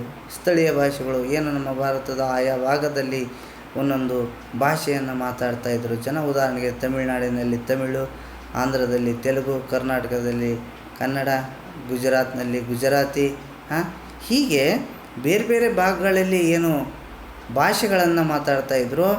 ಈ ಎಲ್ಲ ಸ್ಥಳೀಯ ಭಾಷೆಗಳು ಕೂಡ ಏನಾಗ್ತವೆ, ಬೆಳವಣಿಗೆ ಆದವು. ಮತ್ತು ಸಾಹಿತ್ಯ ರಚನೆಗಳಿಗೆ ಪ್ರೋತ್ಸಾಹ ದೊರೆಯಿತು. ಈ ಒಂದು ಸ್ಥಳೀಯ ಭಾಷೆಗಳಲ್ಲಿ ಸಾಹಿತ್ಯವನ್ನು ರಚನೆ ಮಾಡಲಿಕ್ಕೆ ಏನಾಗ್ತದೆ, ಇಲ್ಲಿ ಪ್ರೋತ್ಸಾಹ ಸಿಕ್ಕಿರ್ತಕ್ಕಂಥದ್ದನ್ನು ನಾವು ಕಾಣ್ತೇವೆ. ಹೀಗೆ ಆಯಾ ಭಾಷೆಗಳಲ್ಲಿ ಸಾಹಿತ್ಯವನ್ನು ರಚನೆ ಮಾಡಲಿಕ್ಕೆ ಏನಾಗ್ತದೆ, ಪ್ರೋತ್ಸಾಹ ಸಿಗ್ತಕ್ಕಂಥದ್ದನ್ನು ನಾವು ಕಾಣ್ತಾ ಇದ್ದೇವೆ. ಹೀಗೆ ಇದರಿಂದ ಏನಾಯ್ತಪ್ಪ ಅಂತೇಳಿದರೆ ವಿದ್ಯಾವಂತ ವರ್ಗದ ಆಲೋಚನಾ ಕ್ರಮದಲ್ಲೂ ಏಕತೆಯ ಸ್ವರೂಪವನ್ನು ಕಾಣುತ್ತೇವೆ. ಇವೆಲ್ಲ ಸ್ಥಳೀಯ ಭಾಷೆಗಳು ಸಾಹಿತ್ಯ ರಚನೆಗೆ ಪ್ರೋತ್ಸಾಹ ಸಿಕ್ಕಿದ್ದರಿಂದಾಗಿ ವಿದ್ಯಾವಂತ ವರ್ಗದ ಆಲೋಚನಾ ಕ್ರಮ, ವಿದ್ಯಾವಂತರು ಒಂದೇ ರೀತಿಯಾಗಿ ವಿಚಾರ ಮಾಡಲಿಕ್ಕೆ ಏನಾಗ್ತದೆ, ಪ್ರಾರಂಭ ಆಗ್ತದೆ. ವಿದ್ಯಾವಂತ ವರ್ಗದ ಆಲೋಚನಾ ಕ್ರಮದಲ್ಲೂ ಕೂಡ ಏಕತೆಯ ಸ್ವರೂಪ ಅಂದರೆ ಎಲ್ಲ ವಿದ್ಯಾವಂತರು ಕೂಡ ಒಂದೇ ರೀತಿಯಾಗಿ ಆಲೋಚನೆಯನ್ನು ಮಾಡಲಿಕ್ಕೆ ಏನು ಮಾಡ್ತಾರೆ, ಪ್ರಾರಂಭ ಮಾಡ್ತಾರೆ. ನಂತರ ಮೂರನೇದು ಏನಪ್ಪ ಅಂತೇಳಿದರೆ ವೃತ್ತಪತ್ರಿಕೆಗಳು ಹುಟ್ಟಿ ಬೆಳೆಯತೊಡಗಿದವು. ಇಲ್ಲಿ ವೃತ್ತಪತ್ರಿಕೆಗಳೇನಾಗ್ತವೆ, ಬೆಳೀಲಿಕ್ಕೆ ಪ್ರಾರಂಭ ಆಗ್ತವೆ. ವಿಶೇಷವಾಗಿ 19ನೇ ಶತಮಾನದ ಉತ್ತರಾರ್ಧದಲ್ಲಿ ಈ ಒಂದು ವೃತ್ತಪತ್ರಿಕೆಗಳು ನಮ್ಮ ಭಾರತದಲ್ಲಿ ಬೆಳವಣಿಗೆ ಆಗಲಿಕ್ಕೆ ಪ್ರಾರಂಭ ಆದವು. ಹೀಗೆ ಈ ಒಂದು ವೃತ್ತಪತ್ರಿಕೆಗಳು ಬೆಳೆದು ಈ ಒಂದು ವೃತ್ತಪತ್ರಿಕೆಗಳ ಮೂಲಕ ವಿದ್ಯಾವಂತರು ಸರ್ಕಾರದ ನೀತಿಗಳನ್ನು ವಿಮರ್ಶಿಸುವ ಮೂಲಕ, ಈ ವೃತ್ತಪತ್ರಿಕೆಗಳ ಮೂಲಕವಾಗಿ ಸರ್ಕಾರದ ನೀತಿಗಳನ್ನು ಏನು ಮಾಡ್ತಾಯಿದ್ರು, ವಿಮರ್ಶೆ ಮಾಡ್ತಾಯಿದ್ರು. ಅಂದರೆ ಸರ್ಕಾರದ ಒಳಿತು ಮತ್ತು ಕೆಡುಕನ್ನು ಜನತೆಗೆ ತಲುಪಿಸ್ತಕ್ಕಂಥ ಕೆಲಸವನ್ನು ಮಾಡ್ತಾಯಿದ್ರು ಪತ್ರಿಕಾ ಮಾಧ್ಯಮದವರು. ಹೀಗೆ ಸರ್ಕಾರದ ನೀತಿಗಳನ್ನು ವಿಮರ್ಶಿಸುವ ಮೂಲಕ ಭಾರತೀಯರಲ್ಲಿ ಬ್ರಿಟಿಷ್ ಆಡಳಿತದ ಬಗ್ಗೆ ವಿಮರ್ಶಾತ್ಮಕ ಅಭಿಪ್ರಾಯ ಬೆಳೀಲಿಕ್ಕೆ ಸಾಧ್ಯತೆ ಆಯಿತು. ಹೀಗೆ ಈ ವೃತ್ತಪತ್ರಿಕೆಗಳ ಮೂಲಕ ಏನು ಅವರ ಸರ್ಕಾರದ ನೀತಿಗಳನ್ನು ವಿಮರ್ಶೆ ಮಾಡಲಿಕ್ಕತ್ತಿದ್ರೋ, ಈ ರೀತಿ ವಿಮರ್ಶೆ ಮಾಡುವುದರ ಮೂಲಕ ಬ್ರಿಟಿಷರು ಭಾರತದಲ್ಲಿ ಏನು ಆಡಳಿತವನ್ನು ಮಾಡ್ತಾಯಿದ್ರು ಅವರ ಆಡಳಿತವನ್ನು ವಿಮರ್ಶೆ ಮಾಡ್ತಕ್ಕಂಥ ಸಾಮರ್ಥ್ಯ ಏನಾಗ್ತದೆ ಈ ಒಂದು ವೃತ್ತಪತ್ರಿಕೆಗಳಿಂದ ಬೆಳವಣಿಗೆ ಆಗಿರ್ತಕ್ಕಂಥದ್ದನ್ನು ನಾವು ಕಾಣ್ತಾ ಇದ್ದೇವೆ. ನಂತರ 4ನೇದು, ಹೊಸ ಸಾಮಾಜಿಕ ಮತ್ತು ಧಾರ್ಮಿಕ ಸುಧಾರಣಾ ಚಳುವಳಿಗಳು ಹುಟ್ಟಿಕೊಂಡವು. ಈ ಒಂದು ಶಿಕ್ಷಣದಿಂದಾಗಿ ಹೊಸ ಸಾಮಾಜಿಕ ಮತ್ತು ಧಾರ್ಮಿಕ ಸುಧಾರಣಾ ಚಳವಳಿ ಹುಟ್ಟಿಕೊಂಡವು. ಈಗಾಗಲೇ ನಾವು ಸಾಮಾಜಿಕ ಧಾರ್ಮಿಕ ಸುಧಾರಣಾ ಚಳವಳಿ ಅಂತೇಳಿ ಒಂದು ಘಟಕದಲ್ಲಿ ಚರ್ಚೆ ಮಾಡಿದ್ದೇವೆ.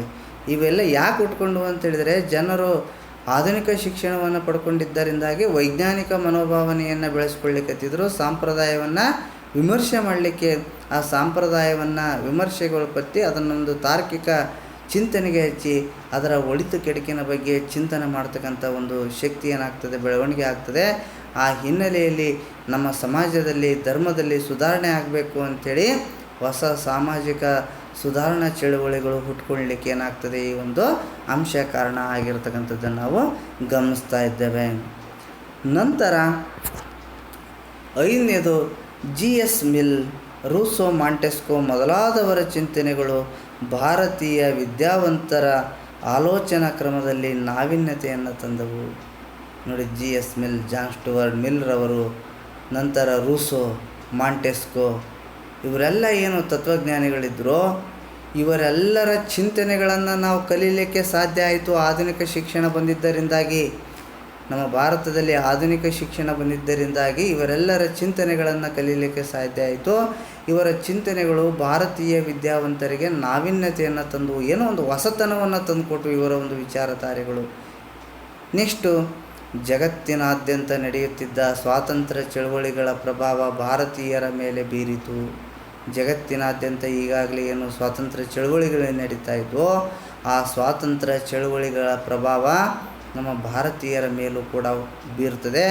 ಭಾರತೀಯರ ಮೇಲೆ ಬೀರಿ ಭಾರತೀಯರು ಕೂಡ ಮುಂದಿನ ದಿನಗಳಲ್ಲಿ ಬ್ರಿಟಿಷರ ವಿರುದ್ಧ ಹೋರಾಟ ಮಾಡಲಿಕ್ಕೆ ಏನಾಯಿತು, ಇದರಿಂದ ಸಾಧ್ಯ ಆಯಿತು. ಹೀಗೆ ಈ ಒಂದು ಆಧುನಿಕ ಶಿಕ್ಷಣದಲ್ಲಿ ಜಗತ್ತಿನ ವಿವಿಧ ಭಾಗಗಳಲ್ಲಿ ನಡೀತಾ ಇದ್ದಂಥ ಸ್ವಾತಂತ್ರ್ಯ ಚಳವಳಿಗಳನ್ನು ಜನ ಏನು ಮಾಡಿದರು, ತಿಳ್ಕೊಂಡ್ರು. ಆ ಚಳವಳಿಗಳನ್ನು ಮಾಡಿ ಅವರು ಹೇಗೆ ಯಶಸ್ವಿಯಾದರು ಅನ್ನೋದನ್ನು ತಿಳ್ಕೊಂಡ್ರು. ಹಾಗೆ ನಾವು ಕೂಡ ನಮ್ಮಲ್ಲಿ ಯಾಕೆ ಆ ಥರದ ಒಂದು ಹೋರಾಟವನ್ನು ಮಾಡಿ ನಾವು ಯಶಸ್ವಿ ಆಗಬಾರ್ದು ಅಂತಕ್ಕಂಥ ಮನೋಭಾವನೆ ನಮ್ಮ ಭಾರತೀಯ ವಿದ್ಯಾವಂತ ವರ್ಗದವರಲ್ಲಿ ಬಂತು. ಇದರಿಂದಾಗಿ ಇವರು ಸ್ವಾತಂತ್ರ್ಯ ಚಳವಳಿಯ ಪ್ರಭಾವ ಆಗಲಿಕ್ಕೆ ಸಾಧ್ಯ ಆಗ್ತದೆ. ಹೀಗೆ ಜಗತ್ತಿನಾದ್ಯಂತ ನಡೆಯುತ್ತಿದ್ದ ಸ್ವಾತಂತ್ರ್ಯ ಚಳವಳಿಗಳ ಪ್ರಭಾವ ಭಾರತೀಯರ ಮೇಲೆ ಬೀರ್ತದೆ.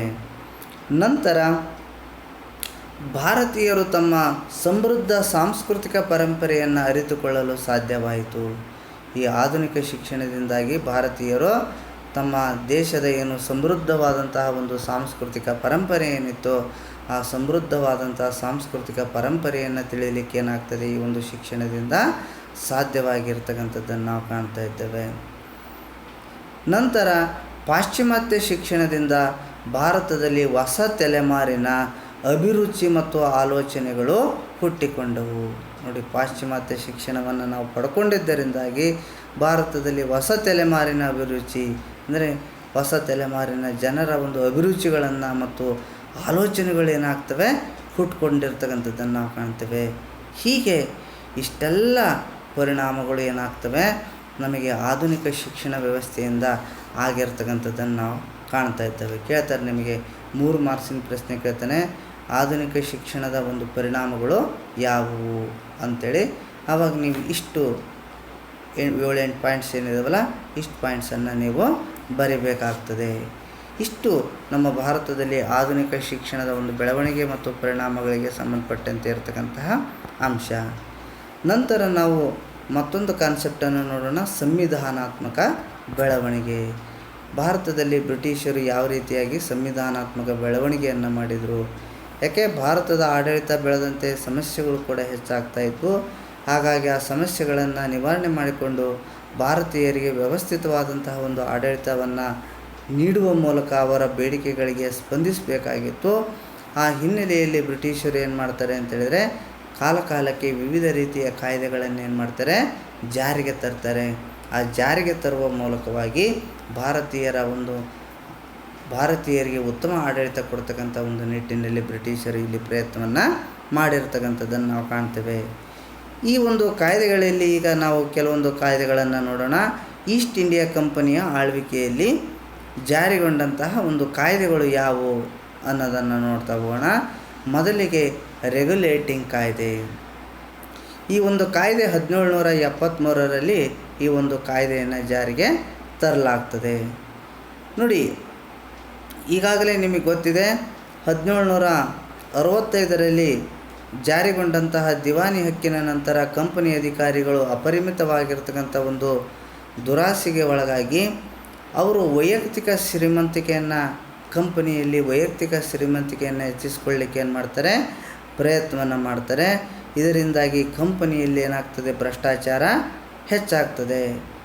ಹೀಗೆ ಇಂಗ್ಲೆಂಡಿನ ಶಾಸನಸಭೆಯ ಸದಸ್ಯನಾದ ಎಡ್ಮಂಡ್ ಬರ್ಕ್ ಎಂಬುವನು ವಾರ್ಷಿಕವಾಗಿ ಈಸ್ಟ್ ಇಂಡಿಯಾ ಕಂಪನಿಯಿಂದ ಬ್ರಿಟಿಷ್ ಸರ್ಕಾರ ಪಡೆಯುತ್ತಿದ್ದ ತೆರಿಗೆ ಹಣವನ್ನು ಅಪರಾಧ ತೆರಿಗೆ ಅಂತೇಳಿ ತೀಕ್ಷ್ಣವಾಗಿ ಏನು ಮಾಡ್ತಾನೆ, ಅವನು ಟೀಕೆ ಮಾಡ್ತಾನೆ. ಎಡ್ಮಂಡ್ ಬರ್ಕ್ ಎನ್ನುವಂಥವನು ಇಂಗ್ಲೆಂಡಿನ ಶಾಸನ ಸಭೆಯಲ್ಲಿ. ಯಾಕೆ ಇಲ್ಲಿ ಅಪರಾಧವನ್ನು ಮಾಡ್ತಾ ಇದ್ದಾರೆ ಬ್ರಿಟಿಷ್ ಈಸ್ಟ್ ಇಂಡಿಯಾ ಕಂಪನಿ ಅಧಿಕಾರಿಗಳು ಅಂತಕ್ಕಂಥ ಹಿನ್ನೆಲೆಯಲ್ಲಿ ಅವನು ಈ ತೀಕ್ಷ್ಣವಾದಂಥ ಈ ಒಂದು ಟೀಕೆಯನ್ನು ಮಾಡ್ತಾನೆ. ಹೀಗೆ ಕಂಪನಿ ಅಧಿಕಾರಿಗಳು ಭಾರತದಲ್ಲಿ ಏನು ಈ ರೀತಿ ಭ್ರಷ್ಟಾಚಾರವನ್ನು ನಡೆಸ್ತಾ ಇದ್ರೋ, ಈ ಒಂದು ಭ್ರಷ್ಟಾಚಾರವನ್ನು ತಡೆಗಟ್ಟುವುದಕ್ಕಾಗಿ ಇಂಗ್ಲೆಂಡಿನ ಸರ್ಕಾರ ಒಂದು ಕಾಯ್ದೆಯನ್ನು ಜಾರಿ ತರ್ತದೆ. ಆ ಕಾಯ್ದೆನೇ ಯಾವುದಪ್ಪ ಅಂತೇಳಿದರೆ ರೆಗ್ಯುಲೇಟಿಂಗ್ ಕಾಯ್ದೆ. ಈ ಒಂದು ರೆಗ್ಯುಲೇಟಿಂಗ್ ಕಾಯ್ದೆ ಏನು ಪ್ರಮುಖವಾದಂಥ ಲಕ್ಷಣಗಳನ್ನು ಹೊಂದಿತ್ತು ಅಂತೇಳಿದರೆ, ಒಂದು, ಈ ಕಾಯ್ದೆ ಜಾರಿಗೆ ಬರುವ ಪೂರ್ವದಲ್ಲಿ ಬ್ರಿಟಿಷರ ಅಧೀನದಲ್ಲಿದ್ದ ಪ್ರಾಂತ್ಯಗಳನ್ನು 3 ಪ್ರೆಸಿಡೆನ್ಸಿಗಳನ್ನಾಗಿ ವಿಂಗಡಣೆ ಮಾಡಲಾಗಿತ್ತು. ಈ ಒಂದು ಕಾಯ್ದೆ ಜಾರಿಗೆ ಬರುವ ಪೂರ್ವದಲ್ಲಿ ಬ್ರಿಟಿಷರ ಅಧೀನದಲ್ಲಿದ್ದಂಥ ಪ್ರಾಂತ್ಯಗಳನ್ನು ಎಷ್ಟು ಪ್ರೆಸಿಡೆನ್ಸಿಗಳಾಗಿ ವಿಂಗಡಣೆ ಮಾಡಲಾಗಿತ್ತು? 3. ಅವು ಯಾವುವು ಅಂದರೆ ಬಂಗಾಳ, ಮುಂಬೈ ಮತ್ತು ಮದ್ರಾಸ್ ಪ್ರೆಸಿಡೆನ್ಸಿಗಳು ಅಂತೇಳಿ. ಈಗ ಅವುಗಳು ಪ್ರತ್ಯೇಕವಾಗಿ ಮತ್ತು ಸ್ವತಂತ್ರವಾಗಿ ಕಾರ್ಯನಿರ್ವಹಿಸ್ತಾ ಇದ್ವು. ಈ ಕಾಯ್ದೆ ಬರುವುದಕ್ಕಿಂತ ಪೂರ್ವದಲ್ಲಿ ಈ 3 ಪ್ರೆಸಿಡೆನ್ಸಿಗಳು ಕೂಡ ಪ್ರತ್ಯೇಕವಾಗಿ ಸ್ವತಂತ್ರವಾಗಿ ಕಾರ್ಯವನ್ನು ನಿರ್ವಹಿಸ್ತಾ ಇದ್ವು. ಆದರೆ ಈ ಒಂದು ರೆಗ್ಯುಲೇಟಿಂಗ್ ಕಾಯ್ದೆಯ ಪ್ರಕಾರ ಬಂಗಾಳದ ಪ್ರೆಸಿಡೆನ್ಸಿಯು ಈ ಉಳಿದ 2 ಪ್ರೆಸಿಡೆನ್ಸಿಗಳ ಮೇಲೆ ಏನು ಮಾಡ್ತದೆ, ಅಧಿಕಾರವನ್ನು ಪಡಿತದೆ. ಬಂಗಾಳ ಪ್ರೆಸಿಡೆನ್ಸಿ ಒಂದು ಇತ್ತಲ್ಲ, ಆ ಬಂಗಾಳ ಪ್ರೆಸಿಡೆನ್ಸಿಯ ಅಧೀನಕ್ಕೆ ಒಳಪಡಿಸಲಾಗ್ತದೆ. ಯಾವುಗಳನ್ನು? ಮದ್ರಾಸ್ ಮತ್ತು ಬಾಂಬೆ ಪ್ರೆಸಿಡೆನ್ಸಿಗಳನ್ನು ಈ ಒಂದು ಬಂಗಾಳದ ಪ್ರೆಸಿಡೆನ್ಸಿಯ ಅಧೀನಕ್ಕೆ ಒಳಪಡಿಸಿರ್ತಕ್ಕಂಥದ್ದನ್ನು ನಾವು ಕಾಣ್ತಾ ಇದ್ದೇವೆ ಈ ಕಾಯ್ದೆಯ ಮೂಲಕ. ನಂತರ 2ನೇದು ಬಂಗಾಳದ ಗವರ್ನರ್ ಜನರಲ್. 3 ಪ್ರೆಸಿಡೆನ್ಸಿಗಳಿಗೆ ಗವರ್ನರ್ ಜನರಲ್ ಆದ ಬಂಗಾಳದ ಗವರ್ನರ್ ಜನರಲ್ಲೇ ಈ 3 ಪ್ರೆಸಿಡೆನ್ಸಿಗಳಿಗೆ ಏನಾಗ್ತಾನಪ್ಪ ಅಂತೇಳಿದರೆ ಗವರ್ನರ್ ಆಗ್ತಾನೆ. ಅವನನ್ನೇ ಈ 3 ಪ್ರೆಸಿಡೆನ್ಸಿಗಳಿಗೆ ಗವರ್ನರ್ ಜನರಲನ್ನಾಗಿ ಏನು ಮಾಡಲಾಗ್ತದೆ, ನೇಮಕ ಮಾಡಲಾಗ್ತದೆ. ಹೀಗೆ ಪ್ರಾರಂಭದಲ್ಲಿ 3 ಪ್ರೆಸಿಡೆನ್ಸಿಗಳು ಪ್ರತ್ಯೇಕ ಇದ್ವು. ಈಗ ಈ 3 ಪ್ರೆಸಿಡೆನ್ಸಿಗಳಿಗೆ ಇವನೇ ಬಂಗಾಳದ ಗವರ್ನರ್ ಜನರಲ್ಲೇ ಈ 3 ಪ್ರೆಸಿಡೆನ್ಸಿಗಳಿಗೆ ಗವರ್ನರ್ ಜನರಲ್ ಆಗ್ತಕ್ಕಂಥದ್ದನ್ನು ನಾವು ಕಾಣ್ತಾ ಇದ್ದೇವೆ.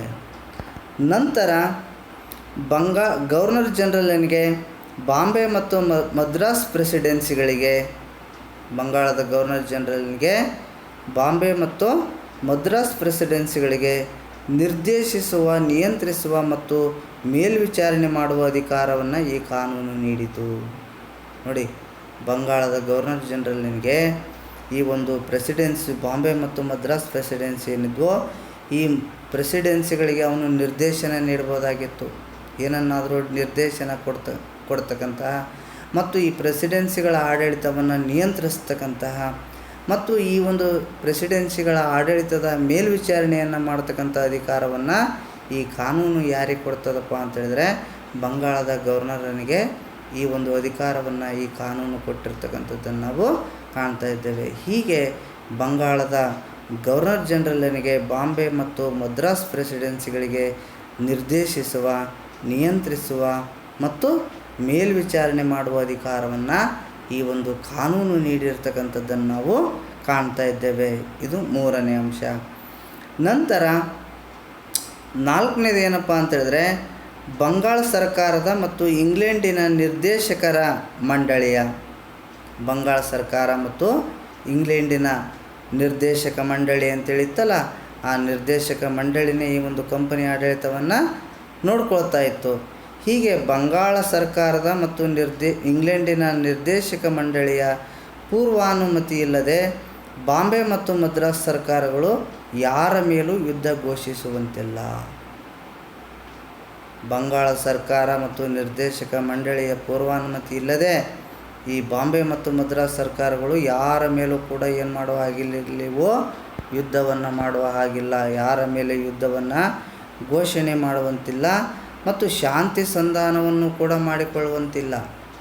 ಯಾರೊಂದಿಗೆ ಯುದ್ಧನೂ ಮಾಡೋ ಹಾಗಿರಲಿಲ್ಲ ಮತ್ತು ಯಾರ ಜೊತೆನೂ ಕೂಡ ಒಪ್ಪಂದವನ್ನು ಮಾಡಿಕೊಳ್ಳಿಕ್ಕೆ ಏನಿರಲಿಲ್ಲ, ಅವಕಾಶ ಇರಲಿಲ್ಲ. ತೀರಾ ತುರ್ತಾದ ಸಂದರ್ಭದಲ್ಲಿ ಮಾತ್ರ ಇಂತಹ ಒಂದು ನಿಬಂಧನೆಗಳಿಂದ ಏನು ಮಾಡಲಾಗಿತ್ತು, ವಿನಾಯಿತಿಯನ್ನು ಕೊಟ್ಟಿರ್ತಕ್ಕಂಥದ್ದನ್ನು ನಾವು ಕಾಣ್ತಾ ಇದ್ದೇವೆ. ನಂತರ ಮತ್ತೊಂದು ಏನಪ್ಪ ಅಂತೇಳಿದರೆ ಕಲ್ಕತ್ತಾದಲ್ಲಿ ಸುಪ್ರೀಂ ಕೋರ್ಟನ್ನು ಸ್ಥಾಪಿಸಲಾಯಿತು. ಕಲ್ಕತ್ತಾದಲ್ಲಿ ಸುಪ್ರೀಂ ಕೋರ್ಟ್ ಅಂತೇಳಿ ಸ್ಥಾಪನೆ ಮಾಡಲಾಗ್ತದೆ. ಈ ಸುಪ್ರೀಂ ಕೋರ್ಟು ಒಬ್ಬರು ಮುಖ್ಯ ನ್ಯಾಯಾಧೀಶರು ಮತ್ತು 3 ಜನ ಸಾಮಾನ್ಯ ನ್ಯಾಯಾಧೀಶರು ಈ ಒಂದು ಸುಪ್ರೀಂ ಕೋರ್ಟಲ್ಲಿ ಏನು ಮಾಡ್ತಾಯಿದ್ರು, ಕಾರ್ಯವನ್ನು ನಿರ್ವಹಿಸ್ತಾಯಿದ್ರು. ಹೀಗೆ ಈ ಒಂದು ರೆಗ್ಯುಲೇಟಿಂಗ್ ಕಾಯ್ದೆ ತನ್ನ ಹೆಸರೇ ಸೂಚಿಸುವಂತೆ ಕಂಪನಿಯನ್ನು ಒಳಗೊಂಡಂತೆ ಒಟ್ಟಾರೆ ಭಾರತದಲ್ಲಿ ಬ್ರಿಟಿಷ್ ಆಡಳಿತ ವ್ಯವಸ್ಥೆಯನ್ನು ಇಂಗ್ಲೆಂಡಿನ ಸರ್ಕಾರದ ಒಂದು ಅಧೀನಕ್ಕೆ ತರ್ತಕ್ಕಂಥ ಒಂದು ಬಹುದೊಡ್ಡ ನಿರ್ಣಯವಾಗಿ ಈ ಕಾಯ್ದೆ ಜಾರಿಗೆ ಬಂದಿರತಕ್ಕಂಥದ್ದನ್ನು ನಾವು ಕಾಣ್ತಾ ಇದ್ದೇವೆ. ನಂತರ ಈ ಕಾಯ್ದೆಯ ನಂತರ ಬ್ರಿಟಿಷರು ಮತ್ತೊಂದು ಕಾಯ್ದೆಯನ್ನು ಜಾರಿಗೆ ತರ್ತಾರೆ. ಅದನ್ನು ನಾವು 1784ರ ಪೀಟ್ಸ್ ಇಂಡಿಯಾ ಕಾಯ್ದೆ ಅಂತೇಳಿ ಕರಿತೇವೆ. ನೋಡಿ, 1783ರ ರೆಗ್ಯುಲೇಟಿಂಗ್ ಕಾಯ್ದೆಯಲ್ಲಿ ಕೆಲವು ಅನಿಶ್ಚಿತತೆಗಳಿದ್ವು. ಇವುಗಳನ್ನು ನಿವಾರಿಸುವುದರ ಜೊತೆಗೆ ಬ್ರಿಟಿಷ್ ಸರ್ಕಾರದ ಅಧಿಕಾರವನ್ನು ಮತ್ತು ಕಂಪನಿ ಸರ್ಕಾರಕ್ಕಿದ್ದ ಅಧಿಕಾರ ಮಿತಿಗಳನ್ನು ಸ್ಪಷ್ಟಪಡಿಸ್ತಕ್ಕಂಥ ಒಂದು ಉದ್ದೇಶವನ್ನು ಇಟ್ಟುಕೊಂಡು ಈ ಕಾಯ್ದೆಯನ್ನು ಜಾರಿಗೆ ತರಲಾಗ್ತದೆ. ಏನೋ ಇದರ ಅಂಶ ರೆಗ್ಯುಲೇಟಿಂಗ್ ಕಾಯ್ದೆಯಲ್ಲಿನ ದೋಷಗಳು. ಏನು ರೆಗ್ಯುಲೇಟಿಂಗ್ ಕಾಯ್ದೆಯಲ್ಲಿ ಕೆಲವೊಂದು ಅನಿಶ್ಚಿತತೆಗಳು, ದೋಷಗಳಿದ್ವೋ ಈ ದೋಷಗಳನ್ನು ನಿವಾರಣೆ ಮಾಡಬೇಕಾಗಿತ್ತು ಮತ್ತು ಬ್ರಿಟಿಷ್ ಸರ್ಕಾರದ ಅಧಿಕಾರವನ್ನು ಮತ್ತು ಕಂಪನಿ ಸರ್ಕಾರಕ್ಕಿದ್ದ ಅಧಿಕಾರದ ಮಿತಿಗಳನ್ನು ಸ್ಪಷ್ಟಪಡಿಸಬೇಕಾಗಿತ್ತು. ಬ್ರಿಟಿಷ್ ಸರ್ಕಾರದ ಅಧಿಕಾರ ಏನು ಮತ್ತು ಕಂಪನಿಯ ಸರ್ಕಾರದ ಅಧಿಕಾರ ಏನು, ಇವುಗಳ ಎರಡರ ಮಿತಿ ಏನು ಅನ್ನೋದನ್ನು ಸ್ಪಷ್ಟಪಡಿಸ್ತಕ್ಕಂಥ ಒಂದು ಉದ್ದೇಶವನ್ನು ಇದು ಹೊಂದಿತ್ತು. ನೋಡಿ, ಈ ಒಂದು ಕಾಯ್ದೆ ಇಂಗ್ಲೆಂಡಿನ ಸರ್ಕಾರ ಈ ಕಾಯ್ದೆಯಲ್ಲಿ ಹೊಸ ನಿಬಂಧನೆಗಳನ್ನು ಹೇರುವುದರ ಮೂಲಕ ಭಾರತದಲ್ಲಿ ಕಂಪನಿಯ ಸರ್ಕಾರವನ್ನು ನಿರ್ಣಾಯಕವಾಗಿ ನಿಯಂತ್ರಿಸ್ತಕ್ಕಂಥ ಒಂದು ಕೆಲಸವನ್ನು ಈ ಒಂದು ಕಾಯ್ದೆ ಮಾಡಿರ್ತಕ್ಕಂಥದ್ದನ್ನು ನಾವು ಕಾಣ್ತೇವೆ. ಕಂಪನಿ ಒಂದು ಸರ್ಕಾರವನ್ನು ಏನು ಮಾಡಬೇಕು, ನಿಯಂತ್ರಿಸಬೇಕು ಅಂತಕ್ಕಂಥ ಒಂದು ಪ್ರಯತ್ನವನ್ನು ಮಾಡ್ತದೆ. ನೆಕ್ಸ್ಟು ಎರಡನೇದು ನಿರ್ದೇಶಕ ಮಂಡಳಿಯ ನೇಮಕ ಮಾಡಲಾಯಿತು. ಮತ್ತೊಂದು ಏನಪ್ಪ ಅಂತೇಳಿದರೆ ನಿರ್ದೇಶಕ ಮಂಡಳಿ ಅಂತಕ್ಕಂತಹ 6 ಜನ ಕಮಿಷನರ್ಗಳನ್ನೊಳಗೊಂಡ ಹೊಸ ಸಂಸ್ಥೆಯನ್ನು ಹುಟ್ಟುಹಾಕಲಾಯಿತು. ನಿರ್ದೇಶಕ ಮಂಡಳಿ ಅಂತೇಳಿ ನೇಮಕ ಮಾಡ್ತು. ಈ ಮಂಡಳಿಯಲ್ಲಿ ಎಷ್ಟು ಜನ ಇರ್ತಾಯಿದ್ರಪ್ಪ ಅಂತೇಳಿದರೆ 6 ಜನ ನಿರ್ದೇಶಕರು ಇರ್ತಾಯಿದ್ರು. ಇಲ್ಲಿ ಪ್ರಮುಖವಾಗಿ ಗಮನಿಸಬೇಕಾದಂಥ ಒಂದು ಅಂಶ ಏನಪ್ಪ ಅಂತೇಳಿದರೆ ಈ ಹಿಂದೆ ಇದ್ದ ನಿರ್ದೇಶಕ ಮಂಡಳಿಯ ಜಾಗದಲ್ಲಿ ಈಗ ನಿಯಂತ್ರಣ ಮಂಡಳಿ ಅಂತೇಳಿ ಬರ್ತದೆ. ನಿರ್ದೇಶಕರ ಮಂಡಳಿ ಇದ್ದ ಜಾಗದಲ್ಲಿ ಈಗೇನಾಯ್ತಿದೋ ನಿಯಂತ್ರಣ ಮಂಡಳಿ ಅಂತೇಳಿ ಈ ಒಂದು ಮಂಡಳಿ ಹುಟ್ಕೊಳ್ತದೆ. ಈ ಒಂದು ಮಂಡಳಿ ನಾಗರಿಕ, ಮಿಲಿಟರಿ, ಕಂದಾಯ ವಿಷಯಗಳಲ್ಲಿ ನಿರ್ದೇಶಿಸುವ, ನಿಯಂತ್ರಿಸುವ ಮತ್ತು ಮೇಲ್ವಿಚಾರಣೆ ನಡೆಸುವ ಅಧಿಕಾರವನ್ನು ಪಡೆದಿತ್ತು. ಈ ಒಂದು ಮಂಡಳಿ ನಾಗರಿಕ, ಮಿಲಿಟರಿ, ಕಂದಾಯ ವಿಷಯಗಳಲ್ಲಿ ನಿರ್ದೇಶನ ಮಾಡ್ತಕ್ಕಂತಹ ಮತ್ತು ನಿಯಂತ್ರಣ ಮಾಡ್ತಕ್ಕಂಥ ಒಂದು ಅಧಿಕಾರವನ್ನು ಏನು ಮಾಡ್ತದೆ ಈ ಒಂದು ನಿರ್ದೇಶಕ ಮಂಡಳಿ ಹೊಂದಿರತಕ್ಕಂಥದ್ದನ್ನು ನಾವು ಕಾಣ್ತಾ ಇದ್ದೇವೆ.